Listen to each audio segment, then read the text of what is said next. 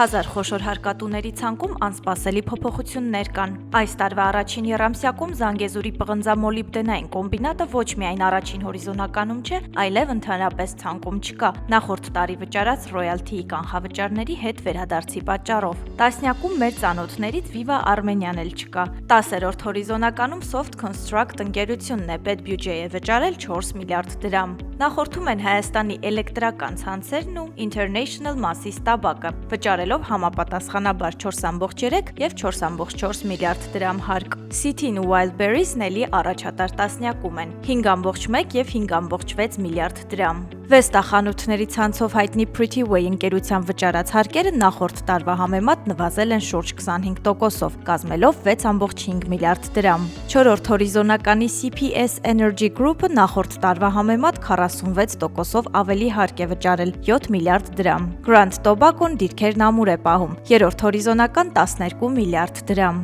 Նախորդում է Mobile Center Art ընկերությունը, որի վճարած հարկերը նվազել են ավելի քան 3 միլիարդով։ Առաջին հորիզոնականում Gazprom Armenian է։ Նախորդ տարվա համեմատ վճարած հարկերն ավելացել են 9.6%-ով 19.9 միլիարդ դրամ։ Ում եք սպասում տեսնել ցանկում, գրեք մեկնաբանություններում։